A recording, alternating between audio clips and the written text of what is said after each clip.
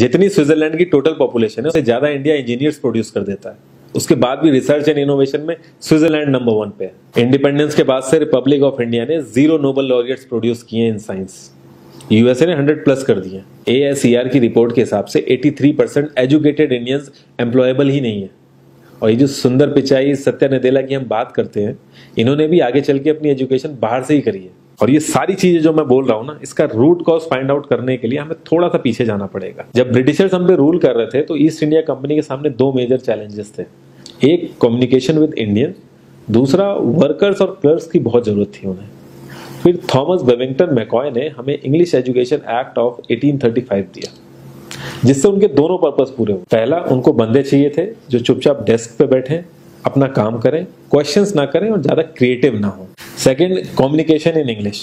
English सबसे ज्यादा बोले जाने वाली लैंग्वेज नहीं है, उसके बाद भी इंग्लिश एक लैंग्वेज की बजाय एक क्लास बन गया इंडिया में। रशिया, चाइना, फ्रांस, ये सब जगह इतना ऑब्सेशन नहीं है इंग्लिश को लेके जितना इंडिया में है। पुअर कम्युनिकेशन बोला जाता है अगर आपकी इंग्लिश अच्छी नहीं है, जबकि इंग्लिश ना आने का मतलब है कि आपको कोई और लैंग्वेज आती है। 5 साल पुराना iOS भी आज की डेट में आउटडेटेड माना जाता है। लेकिन इतनी इंपॉर्टेंट चीज हमारा एजुकेशन सिस्टम आज भी बस थोड़े से चेंजेस के साथ ऐसे ही चल रहा है। हमारे एजुकेशन सिस्टम में रटने का कंपटीशन होता है, जो ज्यादा रट लेता है उसके ज्यादा मार्क्स आते हैं। अब 95% जिसके संस्कृत में आए हैं वो भी संस्कृत नहीं बोल पा रहा है। और बेसिक हिस्ट्री होने की बजाय इतनी मोटी मोटी किताबें हैं हिस्ट्री की जिसका कोई मतलब नहीं है। अगर आज की डेट में आपको कुछ भी पता करना, आप गूगल से पता कर लोगे। उसके लिए आपको याद करने की जरूरत नहीं है इतना कुछ। और ये गवर्नमेंट स्कूल में हर क्लास में इंग्लिश का सब्जेक्ट है। 12-12 साल लगाने के बाद भी लोग इंग्लिश नहीं बोल पा रहे हैं। और बिना किसी बुक को पढ़े 5 साल का बच्चा सीख लेता है, क्योंकि उसको वैसा एनवायरमेंट मिल जाता है। A+B का whole square is equal to A² + B² + 2AB। इसका रियल लाइफ में क्या यूज है किसी को नहीं पता, न प्रिंसिपल, न टीचर, न बच्चे, बस पढ़ाए चले जा रहे हैं। हो सकता है इसका कुछ मतलब हो, लेकिन आप ट्राई करके देख लेना, किसी को नहीं पता। हाँ, 2AB की जगह अगर आपने 3AB बोल दिया तो 4 लोग हंसने वाले मिल जाएंगे आपके ऊपर। किंडरगार्टन में जो बच्चों को सिखाने के लिए टेक्निक यूज होती है वो लाख गुना अच्छी है कॉलेज की वो रटने वाली टेक्निक से। और जिन बच्चों के बहुत ज्यादा नंबर आते हैं ना, जो वो छुपा छुपा के एग्जाम में लिखते हैं, आप देखोगे जब वो रियल लाइफ में जाते हैं ना तो ज्यादातर क्रम्बल करते हैं वो। हर किसी को सेम सिलेबस और सेम चीज सिखाई जाती है बिना उसकी कैपेबिलिटी देखे। और क्रिएटिविटी का तो दूर दूर तक मतलब नहीं होता। अब एक लाइन से आप शेर, मछली, सांप, हाथी सबको लाइन से खड़ा कर दो और उनसे कहो पेड़ पे चढ़ो, उनको तो जिंदगी भर यही लगेगा ना कि वो तो किसी काबिल ही नहीं है। और द्रोणाचार्य ने भी पांडवों को उनकी स्किल सेट के हिसाब से उनको चीजें सिखाई, सबको एक ही चीज नहीं सिखा दी। और हमारे एजुकेशन सिस्टम में ज्यादा ऑप्शंस भी नहीं है।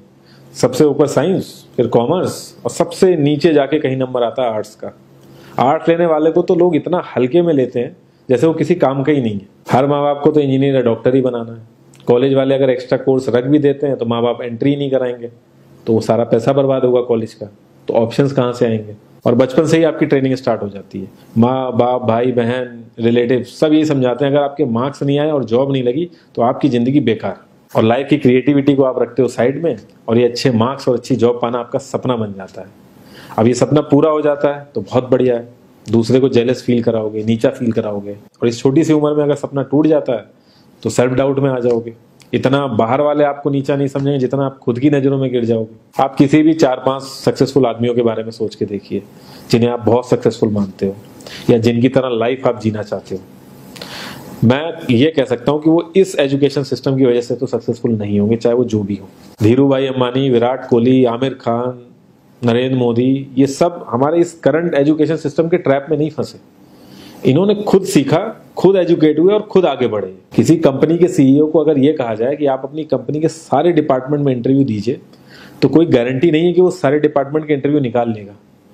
और ये भी हो सकता है कि वो आधे से ज्यादा डिपार्टमेंट के लिए क्वालिफाई ना करे एजुकेशन वाइज, लेकिन वो पूरी कंपनी चला सकता है। तो ये जो एक स्किल है, इसके बारे में बात क्यों नहीं होती? लोग अपनी 25% से ज्यादा जिंदगी इस करंट एजुकेशन सिस्टम में लगा देते हैं ताकि अपने से कम पढ़े लिखे आदमी की कंपनी में जाके उसके सपने पूरे कर सकें। इंडिया का जो करंट एजुकेशन सिस्टम है, अगर वो इतना ही अच्छा है तो जो भी सेलिब्रिटीज हैं, पॉलिटिशियंस हैं, वो अपने बच्चों को बाहर क्यों भेज रहे हैं पढ़ने के लिए? इनफैक्ट पॉलिटिशियंस के साथ तो ऐसा करना चाहिए जिस एरिया से वो जीते हो उसी एरिया के गवर्नमेंट कॉलेज में उनके बच्चों को पढ़ना कंपलसरी हो जाए, तभी वहां के गवर्नमेंट कॉलेज सुधर सकते हैं। 368 प्यून की जॉब के लिए 1.5 लाख ग्रेजुएट और 24,968 पोस्ट ग्रेजुएट ने अप्लाई किया। मैं IAS-PCS की तो बात नहीं करता हूँ, वो तो एक पैशन की बात होती है, लेकिन कुछ लोग 5-5, 6-6 साल से तैयारी कर रहे हैं कि कोई भी गवर्नमेंट जॉब मिल जाए उन्हें। उनसे पूछोगे क्यों ऐसे इतने टाइम से लगे हुए हो, तो वो एक ही चीज़ बोलेंगे कि जॉब सिक्योर है। मतलब आप काम नहीं भी करोगे तो आपको निकाला नहीं जाएगा।